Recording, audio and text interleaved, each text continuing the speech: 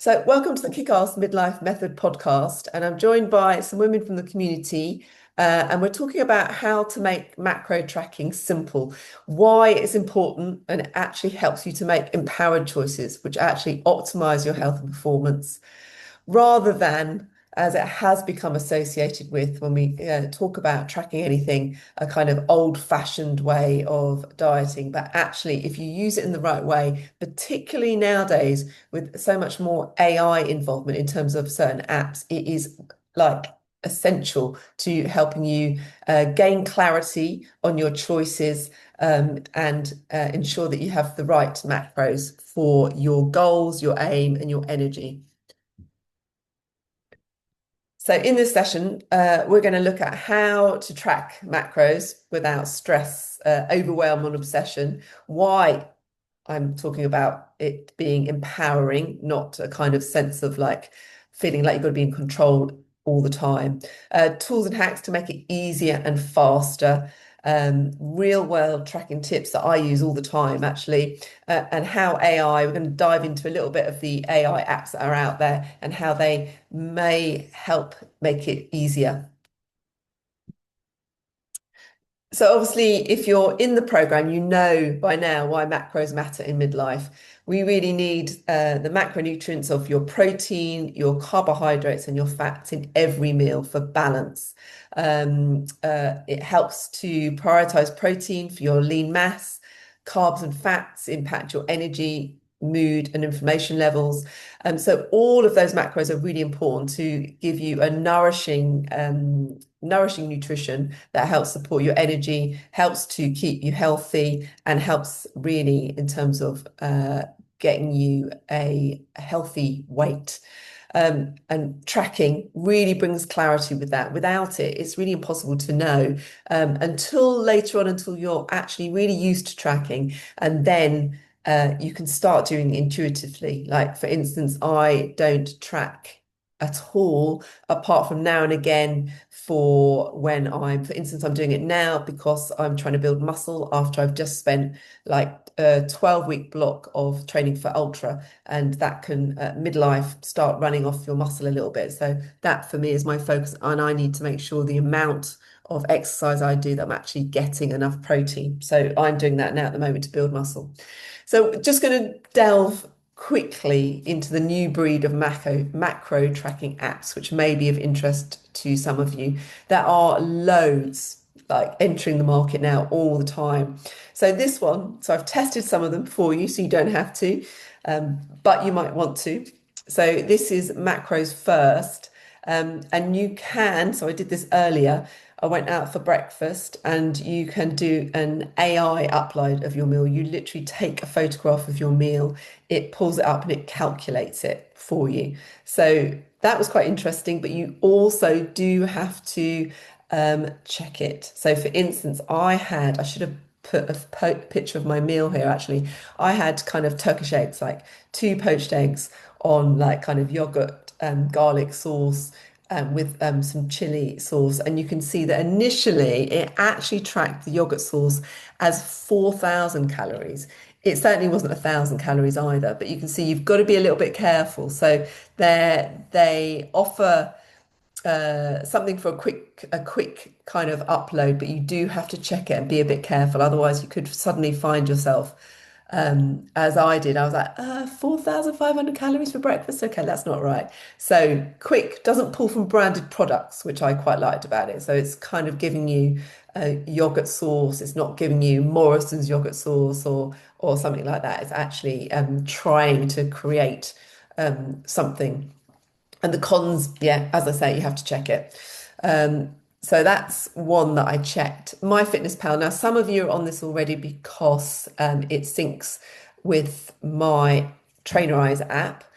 And actually, it's been one of those that's been around for quite a while. So it might be that lots of you have used it in the past.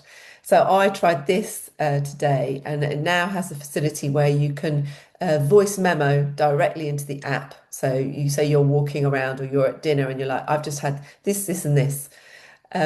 Now this is what this pulled. So not quite so good as the other one. You know, it was Nando's garlic sauce, Morrison's chili sauce. It's got a really weird mix. So, fast and easy. And I think that the more specific you are when you voice memo that note, you say, I've got a Greek yogurt dip made with a bit of garlic. I've got drizzled with olive oil that's got chili in it, two poached eggs, then maybe it would be much more specific. But then that means it requires you to be a bit more knowledgeable about what goes into your food. So yeah, that was my take on that. And then Trainerize, the one that you're obviously using, you can save your past meals, so you can add that. So if you can click in the right-hand clock icon, it brings up previously tracked meals, and then you select it and add it that way. You can add meals to multiple days. So say if to for ease, you're going to be like, okay, this week I'm going to have a tuna salad with lettuce, tomatoes, two eggs, and a tin of tuna, and some chickpeas with some salad dressing. And I'm going to have that for 4 days out of the 7 for lunch because I know that I've got lots of tuna in. It's really quick and easy to do. I actually really like it, and that's what I'm going to do. So you could actually track that.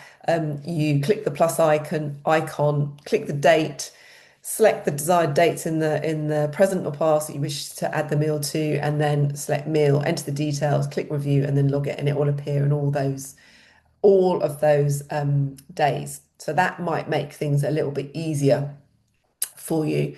The pros of it, obviously, it's simple for me to review because I can see it. I can see my Fitness Pal stuff as well, which syncs. And you can use the in-app Kickass recipes. So at the moment, the Kickass recipes are on PDFs, but I'm working behind the scenes to get them onto the app so that you'll be able to just choose the recipe from the Kickass and it will just be there with all the calories and you can just click it and it will be there. So that's what I've got planned for August. Definitely, probably not as intuitive or user experience friendly as some of the other meal apps. So I recognize that, but I'm sure it will only get better as more people start using Trainerize as well. And obviously, it's free with your coaching. So, daily tracking hack. I don't know how any of you do this at the moment, but I suspect the way I see things coming through, most of you are tracking as you go. Now, a really good hack that I do all the time is I track everything first thing in the morning. So I try and think, what am I having first thing in the morning? And I log it all.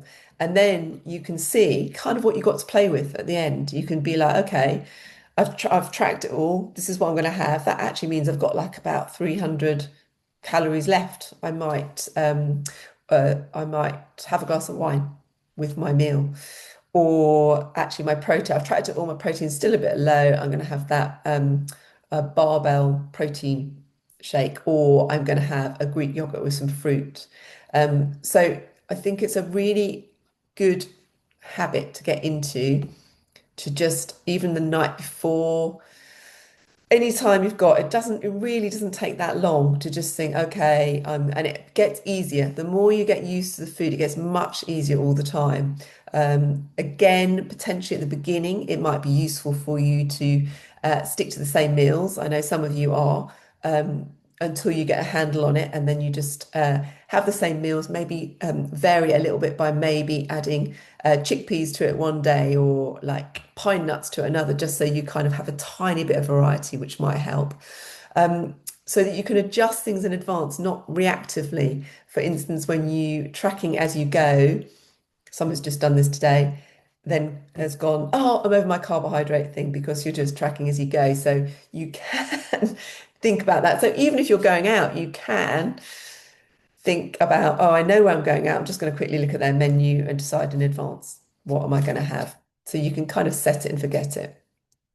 So that can be really helpful, particularly at the beginning when you're kind of getting used to macro tracking, and you want to get it right. And then once you start doing that, it just becomes so much easier. And then the other thing you can do, so another way around it is, say you've got through to lunchtime, and then you're like, I haven't tracked it in advance. Okay, what am I going to do? Use ChatGPT. So you can literally put I've got this amount of calories left. I want this amount of protein, this amount of carbs, this amount of fat. Suggest me a meal that fits these macros. Give me the method, give me the ingredients, tell me how to make it. Or even more, one level further, you can go to your fridge and your cupboard and say, this is what I've got in my fridge and my cupboard. I want these macros of this quantity. Tell me what I can make out of this with what I've got. It's so easy, ChatGPT. It kind of completely yeah, empowers you with what you can do with ChatGPT in terms of thinking about your macros, generating, snack ideas, offering recipe swaps. So, say for instance, you're in a restaurant. I do this quite a lot. I don't use ChatGPT because I cook quite a lot anyway. I look often at restaurant menus when I go past restaurants and think, oh, that sounds nice. Oh, I'm just going to make that and I'll switch this out and switch that out. If you're not that well versed in cooking, just use ChatGPT in exactly the same way. So meal planning without the headache, really. And then talking about tracking on the go. So not all of us work from home all the time. Often we are going to work somewhere else. So I would use a lot of the apps now, including the Trainerize app, MyFitnessPal. You can use the barcode tracking. Most of us will go to a somewhere like Pret, M&S, Tesco, Leon, Itsu. Nutrition guidelines are on, sorry, the nutrition ingredients are on the back of every single packet nowadays. They have to be. Look at it, use it. Just think, well, why, I'm going to need this amount of protein. Don't just go from the big stickers, the big green stickers, and the big organic stickers that make you immediately think, well, that's got to be good. Or the high protein stickers. They're all a bit of a swizz. Look at the ingredients on the back of things, because you can often find that high protein might mean, 11 grams of protein, and actually what you really want is 25 to 30 grams. So look at it and look around and choose what is the best to fit your macros. Now, my suggestion is if you're working away from the home, that you get your lunch in the morning. Don't wait until you're starving in the middle of the day. You've got to rush out in between work, and then you're going to go into Pret, which is loaded with, or Tesco's with their meal deals, and it's much harder. It's going to be harder to resist the crisps and the chocolate bar and the stuff that's like a sandwich. So go in first, get it first. Always prioritize your protein first. So think about your protein, what's got the best protein first. Then think about your layering of your low glycemic carbohydrates and essential fatty acids. If you're thinking about your carbohydrate source first, it's likely your protein will get really dropped. So you can estimate it somewhere in the app, and you don't have to log it right then, just photograph it and log it later. It's really easy. So there's not really any reason why you can't log later. They're so simple and quick to do now. And it just empowers you, because these are the moments where we often slip. It's not normally when we're at home, it's when we're busy and rushing around. So the more you start empowering yourself with knowledge about the behavior you take when you're busy, and have that as a kind of stopgap, the quicker you're going to make progress and the quicker you can stop tracking because you're really aware of what you're doing. So it's not about having to track forever. And then tracking when you're eating out. So we were doing this the other day when I went out for dinner. It's so interesting. Well, first, when you're eating out, intuitively eating, you want to be thinking still about macros on your plate. So think again, what's the best source of protein? And it's not like you're having to suffer. It's not like being on a diet about in the 1990s or back then. It's like there's delicious food you can eat. It's not about restriction. It's about, what's the protein that I really want? Do I want a steak? Fine, have a steak. Do I want chicken? Do I want fish? Think about that bit first, then think about the carbohydrates, then think about the essential fatty acids with it. There's so many things now. Obviously, grilled above fried is a little bit better.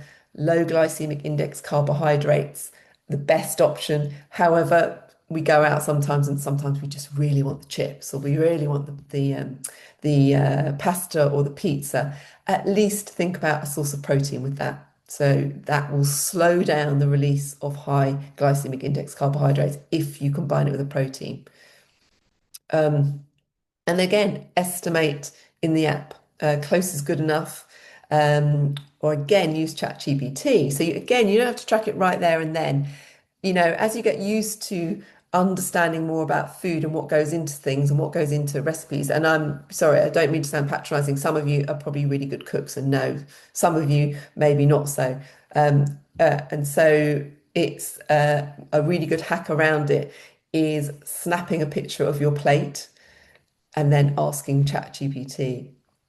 And then also you can take it one step further. Say you absolutely loved that meal, but you were like, that probably wasn't, once you get home, you're like, oh, that was a little bit not quite great, but you think, oh, I'd really love to do that. Ask ChatGPT how to do a healthier version that you can do at home. So as I say, I mean, it was amazing. This was a rosti with I think it was. Yeah, I think I had some kind of cheese from the region of Oid Savoy in France, mustard seeds, and like we weren't quite sure what these uh, little round things were in yellow that you can see in that picture. So actually, that was what I was most interested. I was like, "What's that?" Put it into ChatGPT, and this is what it came up with, which was pretty amazing. We also put in, well, what were the macros, what were the calorie intake, and it came up with something. How accurate it is, who knows, but it looked pretty accurate to me. So again, you don't have to do it there and then. Do it when you get home. Um, uh, if it's not quite exactly what you wanted it to be, doesn't matter. You've learned from it, and then that will inform your decision next time rather than you being uninformed about stuff.